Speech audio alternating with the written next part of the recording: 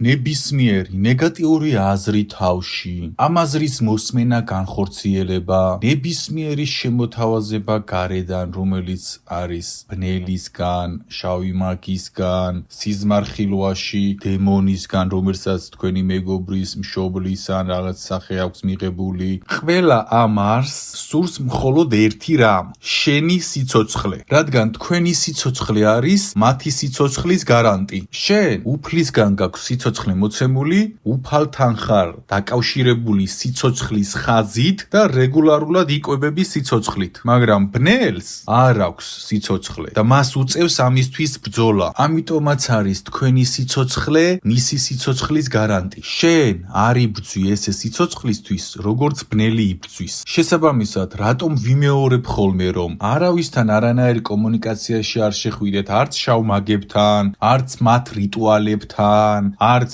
აზრში ბნელ აზრებთან, ყველა გარე ბნელ მექანიზმთან, რაც არ უნდა საუკეთესო შემოთავაზებად ჩანდეს, არავისთან არ უნდა შეხვიდე კონტაქტში, რადგან მათ მხოლოდ ერთი სურვილი აქვთ, შენი სიცოცხლე და ყველა ის შემოთავაზება, რასაც გთავაზობენ, არის სატყუარა. ნებისმიერი მათი გამოჩენა თქვენ ცხოვრებაში, ფიქრში, შავი მაგის სახით, რაღაც რიტუალის შემოთავაზების სახით, თუ სხვა რამ სახით, პირდაპირ არის თქვენ სიცოცხლეზე ომის გამოცხადება. ეხლა ვისაც ნიჭი აქვს, რეგულარულად მიმდინარეობს სიზმარხილვებში შეთავაზება ადამიანებზე, რომ შენ ეს ნიჭი გაქვს, ამას მოგცემ, იმას მოგცემ. ამ დროს, რასაც არ უნდა გპირდებოდეს ბნელი, ის პირდაპირ გიცხადებს შენ ომს. ოღონდ შენ ამას ვერაცნობიერებ. შენ გგონია, რომ რაღაც შეთავაზებას აკეთებ და კონტრაქტს დადებ და ისიც მიიღებს სარგებელს, შენც მიიღებს სარგებელს და ხელი-ხელ ჩაკიდებული ბედნიერი ივლით. გამოდი ილუზიიდან. მას მხოლოდ ერთი აინტერესებს,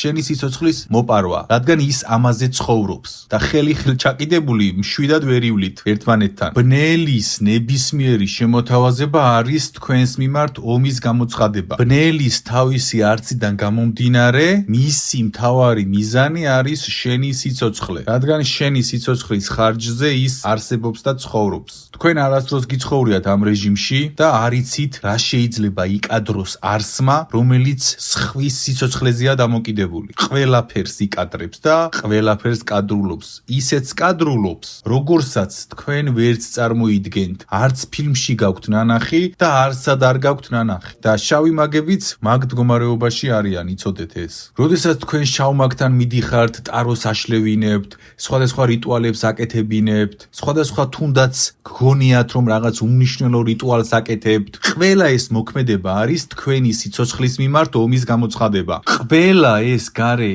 რიტუალები, რომელშიც მონაწილეობას იღებთ, ყველაფერი ეს არის პატარ-პატარა კონტრაქტები. და ეს კონტრაქტი ის კი არ არის, იცი რა, მე სადღაც რაღაც ხელი მოვაწერე და მე რა. ამ სამყაროში კონტრაქტს აქვს კონტრაქტის ერთ-ერთი ძალა. შენ რომ ვიღაცას ტარო გააშლევინე, შენ რომ რაღაც რიტუალი გააკეთე, ინტერნეტში ნახე, შენ რომ რაღაც მოქმედებები გააკეთე, ამათ უკან დგას კონკრეტული არსები, რომლებსაც აქვთ თავიანთი კონტრაქტები. რა თქმა უნდა, შენ ამ კონტრაქტს არ კითხულობ, მაგრამ ეს ბნელის პრობლემა არ არის, შენი პრობლემაა. შენ არ კითხულობ კონტრაქტს. ყველა ბნელის კონტრაქტს აქვს ერთი მთავარი ფუნქცია, წაგართვას სიცოცხლე. როგორც მე თევზი ანკესზე აგებს ჭიას და მისი ერთადერთი მიზანი არის თევზი, ყველა ეს გარე მექანიზმები, რიტუალები და მოქმედებები არის თქვენი სიცოცხლის წართმევისთვის. სხვა ფუნქცია მას არ აქვს. ეხლა ეს ენერგია როგორ უნდა წაგართვას?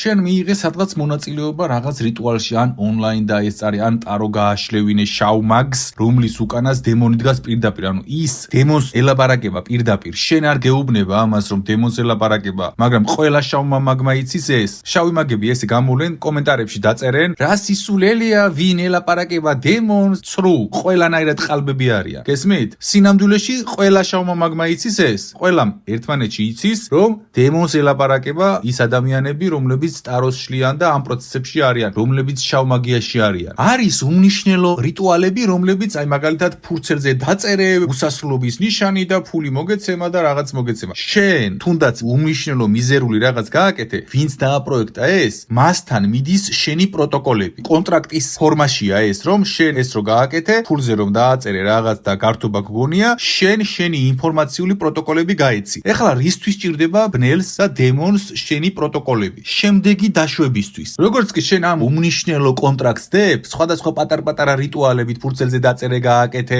ის გააკეთე, ეს გააკეთე, შენს ინფორმაციაზე აძლევ ცდომას დემონს. მან უკვე იცის რა არის შენი სუსტი წერტილი, რა შეცდომები დაუშვი ცხოვრებაში, სრულ შენი ინფორმაციულ სპექტრზე აძლევ ინფორმაციას. რა შეგიძლია გააკეთო, რა არ შეგიძლია გააკეთო, რისკენ გაქვს მიდრეკილება, რა არის შენი სუსტი წერტილი, რა არის შენი ძლიერი მხარე, ვინ გიყვარს, ვინ გაბრაზებს, რაზე ბრაზდები, რაზე არ ბრაზდები. კოლოსალური ინფორმაციას იღებს შენს შესახებ. ჯერ ვერ გეხება, ვერ კაწრავს, შენს აურაში არ არის შემოსული, მაგრამ შენზე ინფორმაციები მოაგროვა და ბნელს აქვს უნარი შენ მოგაწოდოს თავში აზრი. შენ გაქვს თავში ჰიპოფიზი, რომელსაც უნარი აქვს იურთიერთოს გარემო სამყაროსთან. ჰიპოფიზი თავში ეს არის უნიკალური ხელსაწყო, რომელიც შენ გაკავშირებს სულიერ სამყაროსთან, ენერგიებთან და ყველაფერს ზებუნებრივთან. ჰიპოფიზი რომ არ გქონდეს, საერთოდ ვერაფერს ვერ გააკეთებ ამ ცხოვრებაში, საერთოდ შენი ტვინი, შენი ორგანიზმი ვერაფერი ვერ იმუშავებს. ჰიპოფიზი არის ძალიან სერიოზული ორგანო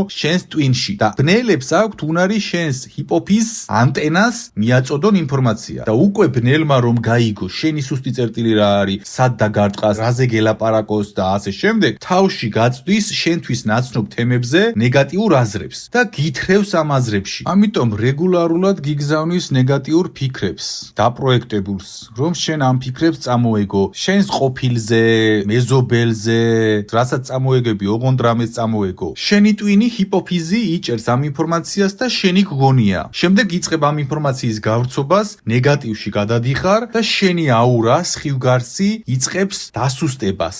რბილი ხდება, როგორც ჟელატინი და შემოდის შენში. ოღონდ შემოდის პირდაპირ კი არა, ადამიანს აქვს თავდაცვითი აურის ფენები. თქვათ, ავიღოთ 10 ზონა, 10 საზღვარი. დაიწყე ნეგატივი, გაიარა ერთი საზღვარი. კიდე გააღვავე ნეგატივი, გაიარა მეორე. გააკეთე მერე ეს ნაფიქრი ნეგატივი, გაიარა მესამე საზღვარი, მეოთხე საზღვარი, მეხუთე საზღვარი და მერე უკვე სახლში რაღაცეები იყრება, კაწურები გაქვს, სიზმრებში კოშმარი გაქვს, ცხოვრებაში სერიოზული პრობლემები გეწყება და მერე უკვე მოდიხარ ჩემთან და მეუბნები რა გავაკეთო და გაძლევ ლოცვებს მუქთანკვეთის, რომელიც თავიდან ხურავს ამკარებებს, მაგდებს აურიდან და წდომებს უწყვიტავს, მაგრამ შენ თუ არ განავითარე შენი თავი, ისევ უშვებს შენ დემონს თუ ბნელს შენს სხივგარსში და რატომ ვამბობ რომ სხვამ რომ გაგწმინდოს აზრი არ აქვს. ჯერ ერთი სუფთად ვერ გაგწმინდავს, თავად უნდა იყოს წმინდანის მდგომარეობაში რომ თავისი არ გადმოგდოს რამე, მაგრამ ნახე, თუ მაინც გაგწმინდა სუფთასთან თუ მიხვედი და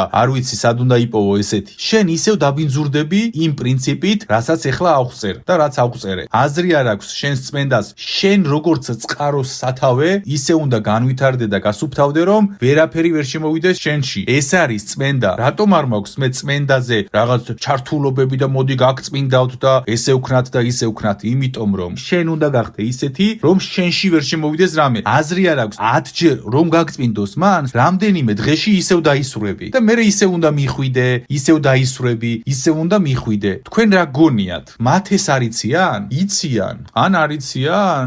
იციან რეალურად, მაგრამ რეგულარულად ხომ უნდა იაროთ. სხვანაირად რეგულარულად არივლით. გამთლიანებაში მე თქვენ გწმინდავთ უსასრულოდ. ეს ცოდნები არის დაცვის გარანტი, რომ თქვენში ვერაფერი ვერ შემოვიდეს. თვით კმაყოფათს გხდით გამთლიანება, ხოლო ისინი დამოკიდებულს გხდიან, რადგან რეგულარულად მაინც ბინძურდებით თქვენ და რეგულარულად გიწევთ მათთან სიარული. ისიც თუ გაგიმართლათ, აქ საუბარია 1%-ზე. დანარჩენები ყველა გასრულები არიან. ისინი არ ცხოვრობენ იმ ცხოვრებით, რომ თქვენ გაგწმინდონ. ხორცსაც ჭამენ, ბილდ სიტყვაობენ, არაფერს არ იცავენ სისუფთავებს, არაფერს არ იცავენ, გარდა გარეგნული ეტიკეტისა, რასაც გაჩვენებენ. ამიტომ ნებისმიერი რიტუალის თუ გარე მექანიზმებთან კავშირში მოსვლისთანავე თქვენ გაცემთ თქვენს ინფორმაციას და ბნელმა თქვენს ფსიქოლოგიაზე რომ იმუშაოს, თქვენზე ინფორმაციები უნდა გქონდეს. სხვანაირად თქვენზე ინფორმაციები არ აქვს. რატომ ვამბობ, რომ მე ვარ აბსოლუტურად სუფთა. ჩემზე არავინ არაფერი არ იცის ბნელებმა და ისედაც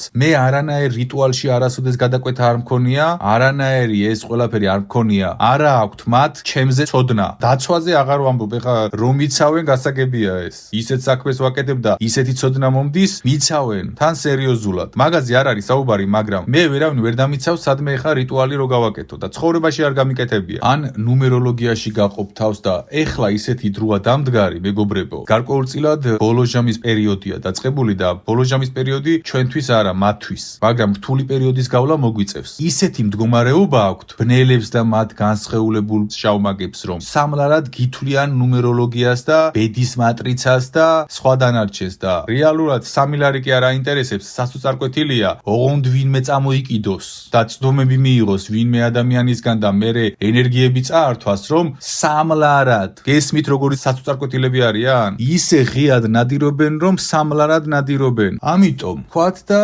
შენ სადღაც გაეცი შენი პროტოკოლები. პროტოკოლებიც რომ არ გაცე, თუ სადმე ნეგატივს აიკიდებ, თავში ნეგატიური აზრი გაჯდება უკვე. მარტივად რომ გითხრათ, ნებისმიერი დემონი ბნელი პირველ რიგში იჭრება ადამიანის გონებაში, გარედან, ინფორმაციას აწვდის ჰიპოფიზზე და ფიქრების კონტროლი არის ერთადერთი, რომელიც ნებისმიერ დემონს ბნელს აჩერებს. ფიქრების კონტროლის ტექნიკა, რაც გამთლიანებაში დევს, მაგაზე თქვენი შვილები ილაპარაკებენ. თქვენ ვერ ხვდებით დღეს ეს რა არის, მაგრამ დადგება დრო და ყველაფერს მიხვდებით. ფიქრების კონტროლის შედეგად შენ ვერაფერი ვერ გერევა, რადგან პირველ რიგში საიდანაც გერევიან არის ფიქრები და შენ თუ ფიქრები გაქვს შენ ფიქრებში, შენს კონტროლში და ფიქრების კონტროლში, ვერანაირი ნეგატიური აზრი ვერ ჭაჭანებს შენში და ვერ იყიდებს საფუძველს და მარცხდება ბნელი. შავი მაგია იქნება ეს, თუ რაიმე შავი ნეგატიური ზემოქმედება, თუ დემონი იქნება ეს, თუ თვით სატანა,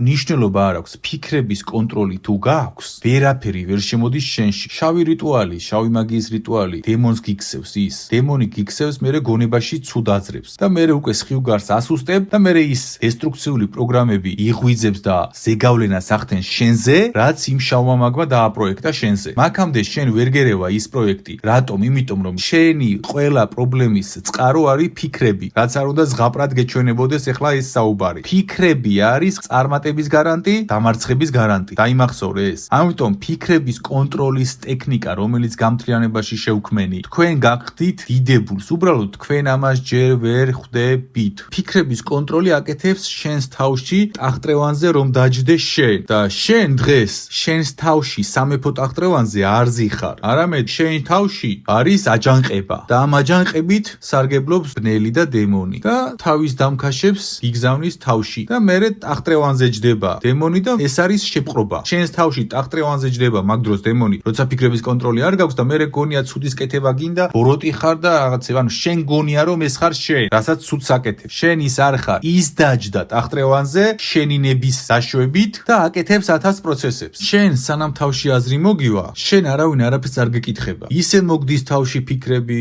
ანუ ისე ხდება შენს თავში მოქმედებები, სამეფოში მოქმედებები, გარკვეული ქმედებები, შენ კიტრად არავინ არ გაგდებს, რადგან შენ თავად მიეცი დაშვებები შენს სისუსტეებს, რომელიც შენი არ არის, ბნელის არის, გარედან არის ინფორმაციულად შემოსული შენში და მერე შენს თავში განხორციელებული აზრების შედეგად მოქმედებები და შენ გგონია რომ შენ ხარ ის. ხოლო ადამიანს, რომელსაც ფიქრების კონტროლი აქვს მოპოვებული, ის არის მეფე, რომელსაც ჯერ ეკითხებიან, განვიხილო თუ არა ეს თემა და მეფის დაშვებით ხდება შემდეგ კონკრეტული თემის განხილვა და შემდეგ მოქმედებაში მოყვანა. ნახეთ, ფიქრების კონტროლს როგორც კი იღებთ თავში, თქვენს თავში აღარ მოდის ქაოსური ფიქრები და სანამ თქვენ არ მოგინდებათ ფიქრი და დაფიქრება, მაქამდე თქვენს თავში სიჩუმეა. ეს არის უდიდესი ნეტარება და თქვენ ამის მიღწევა შეგიძლიათ მარტივად. უბრალოდ თქვენ გამთლიანების ფიქრების კონტროლის ტექნიკა გგონიათ, უბრალოდ არიცით და გგონიათ უბრალო რაღაც არის და გგონიათ ფიქრების კონტროლი არაფერი არ არის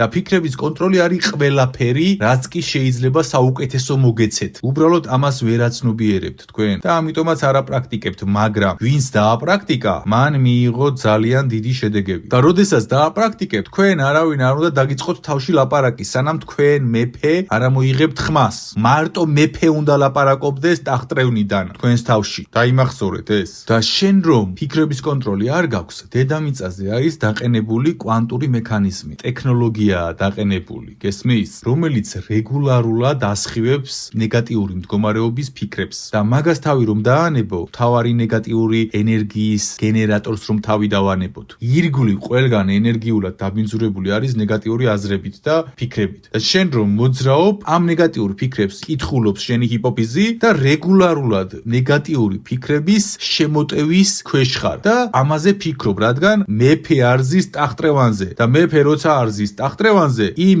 ციხე-გოჯის თუ ქალაქის თუ ქვეყნის დაპყრობა არის მარტივი, დაქსაქსულია. შენც ის სამეფო ხარ, შენი თავი არის ის სამეფო, რომელშიც უნდა იყოს წესრიგი. მეფე უნდა იჯდეს ტახტრევანზე, უნდა გაცემდეს ბრძანებას და ყველამ თავის საქმე უნდა აკეთოს, მაგრამ როდესაც მეფე არ ზის ტახტრევანზე, ყველაფერი არის შიგნით ქაოსი. დამლაგებელი სამზარეულოშია, ზარეული სამეფო ტახტის გვერდით დგას, ყველა არეულია და არაფერი არ მუშაობს და ამიტომაც გერევა. ბნელი, გესმის? და გარემო გამოდვებით და ამიტომაც ხარ რეგულარულად ნეგატიურ ფიქრებში. ეს ისეთი რაღაც არის, აი წვიმაში რომ იყო და რომ თქვა რომ წვიმა არ მეცემოდეს. შენ წვიმა დაგეცემა თავზე, რადგან ასეთ გარემოში ხარ. გამოდვებით სხივდება ნეგატიური აზრები დედამიწაზე. შენ წვიმა თუ არ გინდა რომ დაგეცეს და დასველდე, ქოლგა უნდა გაშალო და ეს ქოლგა არის ფიქრების კონტროლის ტექნიკა. ამიტომ, როდესაც ნეგატიური აზრი მოგივა თავში, იცოდე რომ ომი გამოგიცხადა ბნელმა იმ კონკრეტულ ნეგატიურ აზრში. იცოდე რომ შენ სიცოცხლეს უმიზნებს. იცოდე რომ შენი შეჭმა უნდა და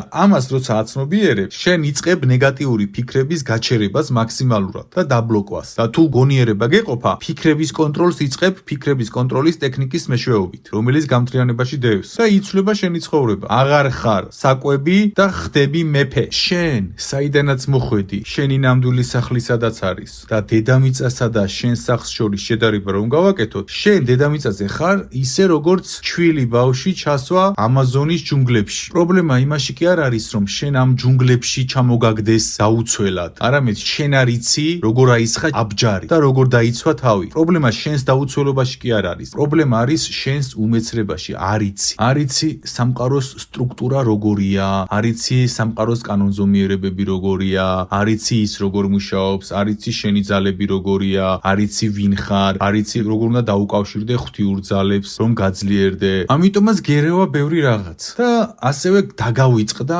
მთავარი ფაქტორი. შენ გგონია არაფერი არ ხდება ირგვლივ. სინამდვილეში ირგვლივ რეგულარულად მიდის ბრძოლები. შენი სულიც კი რეგულარულად იბრძვის, როდესაც შენ იძინებ და სიზმარხილოები რაღაც ზღაპარი გონია და გონია რომ ის რასაც ხედავ სიზმარში არა, სიზმარხილოებში, როდესაც იძინებ და რეალური რაღაც პროცესები ხდება. შენ გონია ის სამყარო არის ზღაპარინო, არა. გარანტირებულად ნებისმიერი ადამიანი რომ მოვიდეს, დრო რომ დავხარჯო, დავუმტკიცებ 100%-ით რომ ეს არ არის. ჩემი პირადი მტკიცებულებები მაქვს სხვა ადამიანებთან მიმართებებში და ასე შემდეგ და ასე შემდეგ. ის სამყარო არის რეალური. გესმით? მე რასაც ვლაპარაკობ, ზღაპრებს არ ვლაპარაკობ. მე რასაც ვლაპარაკობ, ყველაფრის დასაბუთება შემიძლია მტკიცებულებით. გესმით? უბრალოდ ეხა ის რომ დაგიმტკიცოთ, ამისთვის ერთი 15 წუთიანი ნაშრომი უნდა ჩავწერო და ყველაფერს ხო ვერ დაგიმტკიცებ, დადგება დრო და მაგას ვიღაც მკითხავს და ვეტყვი გარანტირებულად საიდან ვიცი ის სამყარო ნამდვილია. და ნახეთ, თქვენ რომ იძინებთ იმ სამყაროში გამოდმებით მიდის ბრძოლა. თქვენ რომ იღვიძებთ, მიწიერ სამყაროში ცხოვრობთ და გაცნობიერება არ გაქვთ, არაფრის არც ფიქრობთ იმაზე და გონიათ არაფერი არ ხდება. ირგვლივ გონიათ დასასვენებელ კურორტზე ხართ ჩამოსული. ხო, დედამიწაზე შეგიძლია იცხოვრო როგორც სამოთხეში და მე ესე ვცხოვრობ დედამიწაზე. ძალიან ბედნიერი ვარ, მაგრამ ეს იმას არ ნიშნავს, რომ ბრძოლები არ მიმდინარეობს. გესმით? ისიც არის, ესეც არის. ერთად არის. და როდესაც ესეთ გარემოში ცხოვრობ, ესეთი წინაღობის და ესეთი მდგომარეობის პირობებში ხარ, არ ფიქრობ, რომ რაღაც უნდა ქნა? უნდა ქნა. გაიგე? და თუ რამეს არ გააკეთებ, ის მაინც არ გააკეთო, რომ რამე რიტუალში არ გაყო თავი, ან ნეგატიურ ფიქრებს არ მიყვე, არ გაცე შენი პირადი ინფორმაციული პროტოკოლები რამე რიტუალითან ისე, რომ მერე დემონი არ მოგეწეპოს და შენზე მუშაობა რომ არ დაიწყოს. ეს მაინც არ გააკეთო. არ გაყო სადმე რამე რიტუალში თავი. თუნდაც სასაცილოდ გეშვენებოდეს ეს რიტუალი ან ფურცელზე დაწერე, ის ქენი, ეს ქენი. არ არის ეს სასაცილო. შენთვის არის სასაცილო, რადგან ზღაპარში ცხოვრობ. არასოდეს არ გიფიქრი ამაზე, არასოდეს არ შეგისწავლია ეს და არ იცი. და ზღაპარინო გგონია და ზღაპარინო იმიტომ გგონია, რომ ესე უნდათ რომ გეგონოთ, სწორედ ისე გგონია, როგორც უნდათ ბნელებს რომ გეგონოს. და გერევიან. მე ვერ ხვდები პრობლემები რატომ დაგეწყო, რის გამო მოხდა ის, რის გამო მოხდა ეს, რის გამო მოხდა ის და ვერაფერს ვერ ხვდები. ვერც მიხვდები, იმიტომ რომ შენ რომ შედეგი გედება, ერთი თვის წინ იყავი რაღაც რიტუალი გააკეთე და მერე დაგედო. ერთი თვის მერე პრობლემა და ვერ აკავშირებ და საერთოდ გძინავს და ვერაფერს ვერ ხვდები. და ბოლოს გახსენდება ღმერთი და ღმერთს ეუბნები რატომ გამიკეთე ღმერთო ეს. იმიტომ რომ ესეც ხო დაგიპროგრამეს რომ ყველაფერს ღმერთი აკეთებს თურმე. ეს არის ცნობილი ზღაპარი. ყველაფერს ღმერთი არ აკეთებს. ცუდი რაც ხდება, არც ერთს ღმერთი არ აკეთებს. ეს ამბავი სხვა ნაშრომებში დასაბუთებული მაქვს. აქ აღარ დავიწყებ ამაზე ლაპარაკს. შენ ან შეიმეცნებ ვინ ხარ, რა უნდა ქნა, აბჯარი როგორ აისხა, მშვიდში როგორ იყო, სიყვარულში როგორ იყო, აბჯარი თავდა თავდაცვისთვის როგორ გამოიყენო, შენ ამ ყველაფერს თუ არ გააკეთებ, შთანთქავს ბნელი, ისე რომ შენ ამის გაცნობიერებაც არ გექნება. უბრალოდ ჩათვლი რომ არ გიმართლებთ ცხოვრებაში. როდესაც თქვენ აჟღერებთ რომ არ გიმართლებთ ცხოვრებაში, დემონები ხარხარებენ მთელი გულით ამაზე. იმიტომ რომ ამ სამყაროში არ არსებობს ისეთი რაღაც რომ არ გიმართლებს ცხოვრებაში. შენ რაღაცაში იმიტომ არ გიმართლებს რომ სადღაც დაქვემდებარება გაქვს ბნელთან და ბნელმა იქ წაგიყვანა სადაც არ გაგიმართლებს და უბედური იქნები და ამ უბედურებით ის იკვებება. შენ რომ ღმერთს უსმენდე, ღმერთი შენ წაგიყვანს იქ სადაც ყველანაირად ბედნიერი იქნები და ამიტომაც ხარხარებენ დემონები, როდესაც ადამიანი აჟღერებს რომ არ მიმართლებს მე არ გიმართლებს კი არა, პრობლემა სხვა რამეშია მიზეზი გესმის? ფიქრების კონტროლი თუ გექნებათ, თქვენზე არც ჯადო იმოქმედებს, ვერც დემონი იმოქმედებს, ვერაფერი ვერ იმოქმედებს, რადგან ჯადო, დემონი და ყველა ეს ზემოქმედება ჯერ მოქმედებს ფიქრებზე და თქვენი ფიქრების დაქვემდებარება ხსნის კარებს, შიში და ეს ყველაფერი. ფიქრების კონტროლი დემონს, დაბალარს, ჯადოს და სხვა დანარჩენს საშუალებას არ აძლევს, რომ თქვენში შემოვიდეს. ამიტომაც ვამბობ, რომ დადგება დრო და თქვენი შვილები ილაპარაკებენ ფიქრების კონტროლის იმ ტექნიკის ძალაზე, რომელიც გამთლიანებაში დევს. ამას რაღაცა ქების და დიდების გამო კი არ ვამბობ. მე ეხლა რაც აგიხსენით, ეს არის ფაქტი და ამიტომაც დადგება ფიქრების კონტროლის უპირველესი მნიშვნელობა ყველა ადამიანის ცხოვრებაში, რადგან ყველა წარმატების და ყველა დაცემის წყარო არის ფიქრები. ამიტომ ყველას გისურვებთ გამარჯვებას, მხნეობას, გამთლიანება თქვენს გვერდით არის, უფალი თქვენს გვერდით არის, ჯანმრთელს გისურვებთ, დალოცვილი იარეთ, ჯანსაღში იყავით, სიყვარულში იყავით, ბალანსში იყავით, მშვიდში იყავით. გამთლიანების ყველა მსმენელს ვლოცავ. მე ჩემს ლოცვებში არ გადის დღე, რომ გამთლიანების მსმენელები არ დავლოცოთ. თქვენს გლოცავთ ყველას. დალოცვილი იყავით უფლისგან, უფალი გფარავდეთ, დაგლოცოთ უფალმა, უფლის თუ არ გჯერავს, სამყარომ დაგლოცოს, სამყაროს თუ არ გჯერავს, დალოცვილი იყავი, მაინც კარგი სიტყვა მიიღე, დავლოცავ საქართველოს და ყველაფერი კარგად იქნება, თუ ჩვენ ჩვენს თავზე ვიზრუნებთ და თუ ჩვენ გულში გვექნება უფლის მიმართ რწმენა, არ გაუშვებთ უფალს ხელს და თუ ჩვენ უბრალო გლეხურ სიყვარულ მდგომარეობაში ვიქნებით.